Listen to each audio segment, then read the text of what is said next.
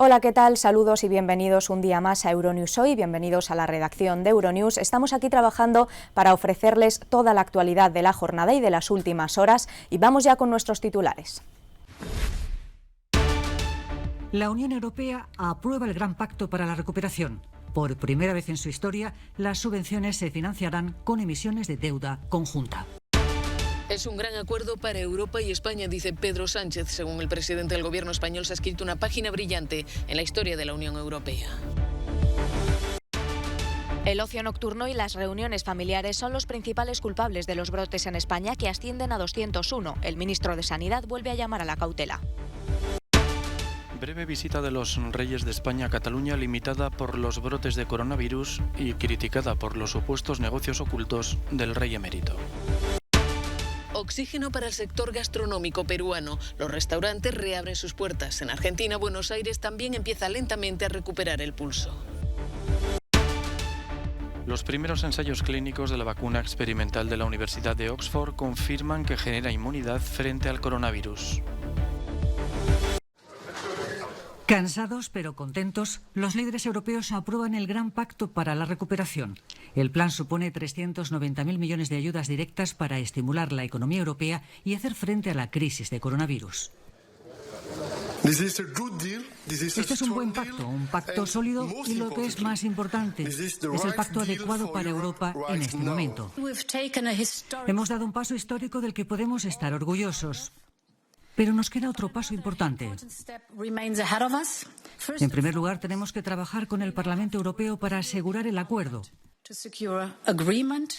Tenemos mucho trabajo por delante, pero esta noche hemos dado un gran paso hacia la recuperación.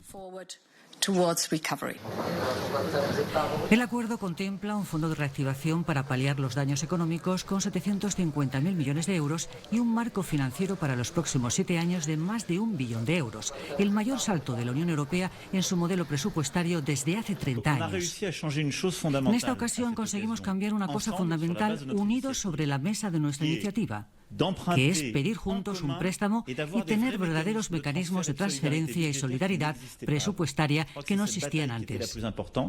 Creo que esta fue la batalla más importante, pero quiero subrayar que esto solo fue posible porque acordamos cómo financiarlo. La cuestión de las subvenciones ha sido el mayor escollo que mantuvo enfrentados a Francia, Alemania, España e Italia con los autodenominados países frugales del norte de Europa, encabezados por el primer ministro holandés Mark Rutte.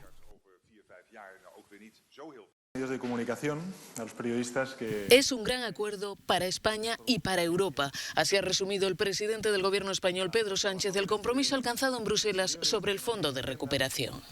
Este es un gran acuerdo para Europa, un gran acuerdo para Europa. Y es un gran acuerdo también para España. Hoy, no les quepa duda, se ha escrito una de las páginas más brillantes de la historia de la Unión Europea. Y como profundo europeísta que soy, permítame que les traslade mi profunda emoción. En primer lugar, hemos aprobado la creación de un gran fondo de recuperación, si me permiten que lo denomine así, de 750.000 millones de euros para los próximos 6 años.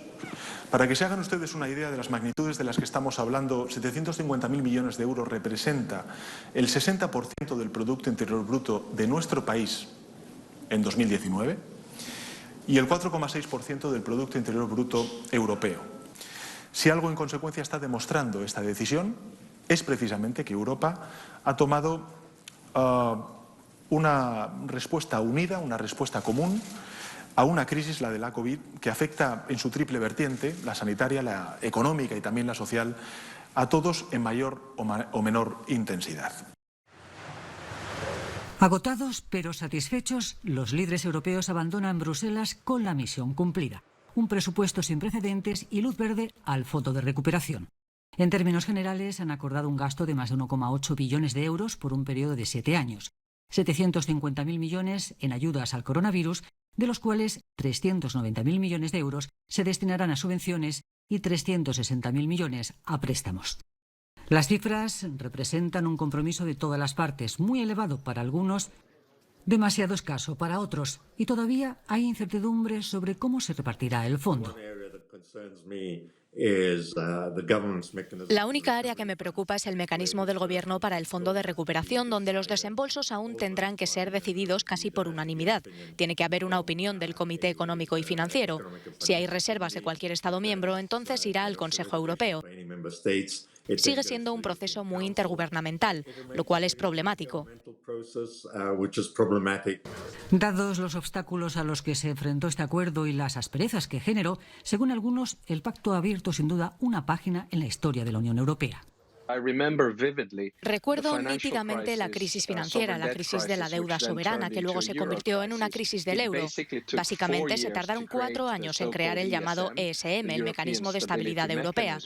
Esta vez se podría decir que en 4 meses se ha llegado a un paquete de 750.000 millones de euros.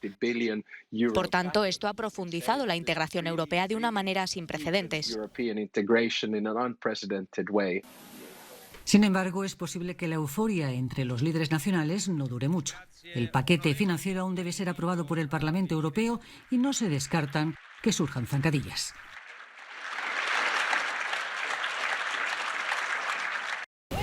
...15 nuevos brotes de coronavirus en España desde el pasado viernes suman ya 201. A lo largo del fin de semana, las autoridades sanitarias han contabilizado 4.581 nuevos contagios. Los focos más preocupantes se encuentran en Aragón y Cataluña. Estos brotes vienen asociados básicamente a trabajos de recolección hortofrutícola temporeros y sobre todo a aquellos espacios donde se produce una relajación de las medidas esas en las que hemos venido hasta el aburrimiento insistiendo que hay que respetar, ¿no? Uso de mascarilla, distancia interpersonal, lavado de manos, higiene en espacios públicos y privados. Donde se relajan estas medidas es donde aparecen los brotes. No son básicamente las fiestas o celebraciones de ámbito familiar extendido. Ahí hemos tenido un buen número de brotes que se han originado en este tipo de celebraciones, y en espacios donde, bueno, por razón de la actividad que se hace, por ejemplo los vinculados a ocio nocturno, también se han generado algunos brotes. El ministro de Sanidad ha vuelto a hacer un llamamiento a la cautela también en el ámbito familiar, subrayando que no hay que tener miedo al virus, pero tampoco perderle el respeto. La asignatura pendiente es el aumento de los rastreos para hacer el seguimiento de la enfermedad. España solo detecta una media de 3 contactos por cada caso positivo, según un informe del Instituto Carlos III. Visita relámpago de los Reyes de España a Cataluña, reducida a un acto con los monjes del monasterio cisterciense de Santa María de Poblet, en Tarragona. Ninguna autoridad del gobierno catalán ha acudido al encuentro tras la controversia desatada por las supuestas comisiones multimillonarias cobradas por el rey emérito Juan Carlos I, que investiga el Tribunal Supremo Español. Otros actos previstos en Barcelona han sido suspendidos por las restricciones aplicadas por el coronavirus en el área metropolitana de la capital catalana. Este lunes, Cataluña ha notificado 755 nuevos positivos y 7 muertos en las últimas 24 horas. No han faltado las protestas contra la visita real, primero con un sabotaje en la vía del tren de alta velocidad entre Girona y Figueras, que ha afectado a 2.000 viajeros.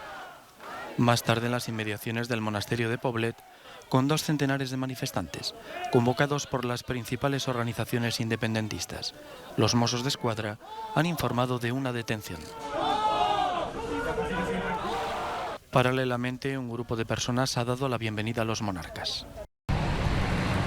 Cuba abre más tiendas que comercializan productos en moneda extranjera, al tiempo que elimina el impuesto del 10% a las operaciones en dólares. Una medida para captar divisas y hacer frente a la escasez que provoca la crisis económica. El gobierno cubano ha rechazado las críticas a una iniciativa que, según las autoridades, beneficia a todos. Ellos ayer salieron a las redes a decirle: esta gente van a dolarizar la economía, van a cerrar las tiendas en CUC y todo lo van a vender en divisas. Y el pueblo trabajador, que tanto les preocupa, entre comillas, que gana en moneda nacional y que puede con moneda nacional adquirir CUC, va a quedar totalmente desamparado. El coronavirus ha dejado al país sin los ingresos del turismo y ha frenado el envío de dinero de los residentes en el exterior. No obstante, muchos cubanos tienen divisas. Lo veo bien para un momento crítico que hay en el país con la comida. Hay de todo ahí. En estas tiendas se puede pagar en tarjetas nacionales o extranjeras emitidas en monedas duras, especialmente en dólares. No se acepta el efectivo. Los restaurantes de Perú han vuelto a abrir sus puertas tras 4 meses de cierre impuesto por la pandemia de COVID-19. Las restricciones son importantes: medidas sanitarias estrictas, mesas distanciadas y un aforo reducido a la mitad. Pese a todo, los dueños de los locales se muestran optimistas y los clientes confiados. Me siento muy seguro y muy contento, satisfecho. No, acá sí, con todos los protocolos que tienen. La gastronomía peruana, con el ceviche de pescado como plato insignia, goza de fama internacional. Antes de la pandemia, el país contaba con 220.000 restaurantes, pero muchos no han sobrevivido al largo confinamiento. En el camino se nos han quedado aproximadamente unos 70.000 negocios que han tenido que cerrar, que han tenido que devolver locales porque eran rentados, y obviamente el personal a su casa. Esto ha sido muy complicado porque estamos hablando que el sector restauración genera 1 millón de puestos de trabajo. La reapertura del sector gastronómico forma parte del plan gradual de desescalada que trata de reactivar la economía peruana, que ha sufrido una caída del PIB del 13% en los primeros 4 meses del año. Se desconfina, pero con miedo, pues 2 semanas y media después de levantar la cuarentena nacional, los contagios de coronavirus están empezando a aumentar de nuevo. Perú es el segundo país de Latinoamérica con más casos confirmados, 357.000, y el tercero por número de muertos, más de 13.300. En Argentina, Buenos Aires también empieza a recuperar lentamente el pulso. Los comercios de proximidad fueron los primeros en abrir este lunes, en el primer paso de un proceso de flexibilización que prevé retomar progresivamente todas las actividades industriales y comerciales. Tenemos que aprender a convivir con el virus, porque si no va a ser peor el daño económico que el daño que produce el virus. Es lo que yo pienso. La reapertura también supone oxígeno para el ánimo de la población, que puede volver a salir a la calle a hacer deporte. No me aguantaba más. Ya me faltaba el aire, ya era horrible estar encerrada. Cuidándonos, yo creo que la sociedad estamos ya listos como para volver a la normalidad laboral y en todo, ¿no? El área metropolitana de Buenos Aires, que suma 16,5 millones de habitantes, es también donde se concentran el 90% de los casos de coronavirus. De hecho, acaba de pasar por 2 semanas de aislamiento estricto tras una aceleración de los contagios. Se han cumplido ya 4 meses desde la primera muerte por COVID-19 en México y el balance de la pandemia en el país deja casi 340.000 infectados y 38.000 fallecidos, con un nuevo récord diario de contagios el sábado. Pero lo que más preocupa ahora son las consecuencias económicas. En un acto de homenaje a las víctimas, el presidente López Obrador ha prometido créditos, pensiones y becas para las familias afectadas. La venta y el empeño de joyas ha sido una salida para algunos, como Valeria. La pandemia la dejó en paro tras tener que cerrar su tienda. También son otras de mis papás, porque también pues mis papás no están trabajando y también me las dieron para que de una o de otra manera solventemos todos nuestros gastos. La crisis económica se está llevando por delante decenas de negocios, algunos icónicos como el Salón Los Ángeles de Ciudad de México. Allí bailaron Cantinflas y Diego Rivera, brindaron Trotsky y grandes literarios, y la guerrilla zapatista discutió su desarme. A punto de cumplir 83 años, su música se apagó el 22 de marzo y al borde de la bancarrota corre el riesgo de no volver a abrir sus puertas.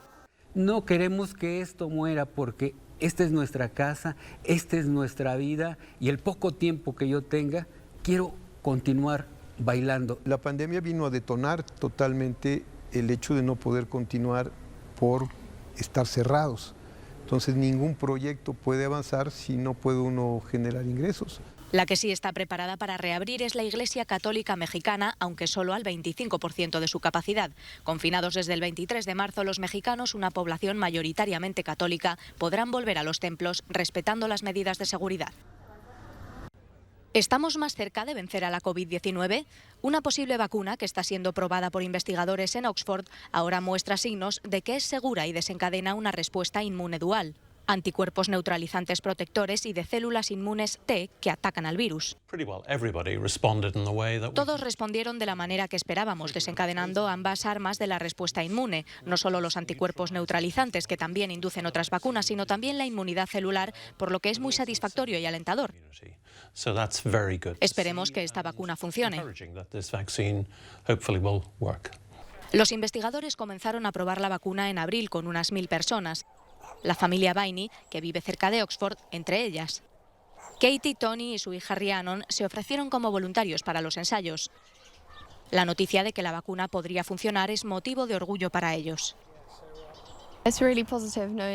Da ánimo saber que los hallazgos son positivos y gusta saber que participamos en algo que podría causar el fin del coronavirus. Estoy muy emocionada, simplemente pienso que ojalá esto sea el principio de la vuelta a la normalidad, y cuando participamos en el ensayo las personas con las que hablamos parecían realmente optimistas. Pero mostrar una respuesta inmune no es suficiente. Ahora los científicos de Oxford necesitan establecer si su vacuna brinda protección y por cuánto tiempo. Los ensayos se ampliarán en Reino Unido, pero con bajos niveles de coronavirus también participarán otros países para ayudar a demostrar la efectividad. También podrían hacerse ensayos de desafío, investigaciones controvertidas en las que las personas se infectan deliberadamente con la COVID-19 después de ser vacunadas. Tony Viney dice que sería voluntario. Creo que es un riesgo calculado. No hay nadie en el mundo que no se haya visto afectado por el coronavirus, así que si puedo ser una parte pequeña para ayudar a curarlo, entonces genial. La vacuna potencial de Oxford es una de las muchas que se están desarrollando en todo el mundo en este momento, y si bien la investigación puede estar ocurriendo a la velocidad del rayo, todavía hay muchos obstáculos por delante. No hay garantía de que desemboque en una verdadera vacuna. Entre tanto, el coronavirus sigue atenazando al mundo. Damon Embling, Euronews, Oxford. Miles de voces contra el sistema. El domingo se celebró en Bielorrusia la mayor manifestación de opositores al gobierno en años. Unas 5.000 personas se congregaron para apoyar a Svetlana Tikhanovskaya, candidata que desafía al líder bielorruso Alexander Lukashenko en las próximas elecciones. Se espera que el actual presidente logre fácilmente un sexto mandato en los comicios del 9 de agosto. Aunque hayan manipulado las elecciones, consideramos que los ciudadanos no se quedarán en el sofá de su casa.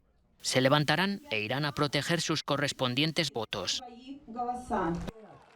Eliminados de la carrera electoral de manera arbitraria dos de los principales opositores, Svetlana Tikhanovskaya se ha convertido en la máxima amenaza para Lukashenko. He acudido a la manifestación porque era imposible hacer oídos sordos. No podemos soportar lo que pasa ahora. Tikhanovskaya es nuestra única esperanza y tenemos que apoyarla. Tenemos que acudir a las manifestaciones y votar por ella. Creemos en ella. Creemos que su unión con los otros líderes opositores beneficiará a nuestro país y ayudará a la gente que está encarcelada injustamente.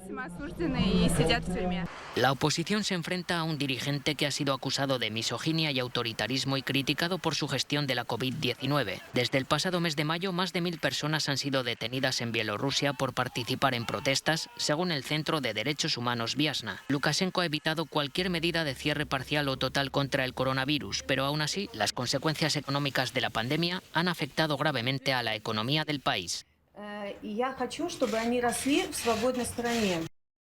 La Guardia Civil ha detenido a 10 integrantes de una organización internacional dedicada al comercio ilegal de especies protegidas. La operación estuvo coordinada por Europol y contó con la participación de Portugal, Eslovaquia y Marruecos. Se han incautado casi 200 animales entre aves, mamíferos y reptiles. Los detenidos están acusados de delitos de contrabando, comercio ilegal de especies, maltrato animal y falsedad documental. Adquirían los animales a distintos proveedores afincados en España y en otros países de la Unión Europea y tras almacenarlos en una tienda de venta de animales en Fuengirola y en un domicilio de Ronda, en Málaga, los trasladaban de manera irregular hasta Marruecos.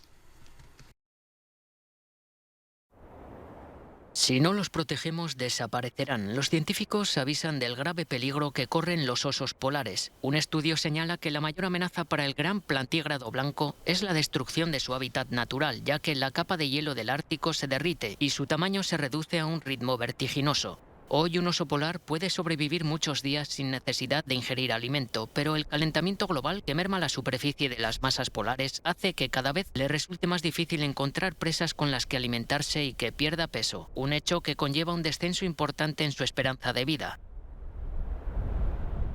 Los científicos estiman que si las emisiones de gases de efecto invernadero continúan como hasta ahora, la tasa de reproducción también caerá drásticamente y llevará a la extinción de la especie para el año 2100. Hasta aquí esta última edición de Euronews Hoy. Gracias por acompañarnos un día más, gracias por seguir fieles a la actualidad con Euronews Hoy. Les dejamos ya con nuestro no comment del día y, por supuesto, no duden en compartir este y otros contenidos de Euronews en sus redes sociales. Hasta la próxima.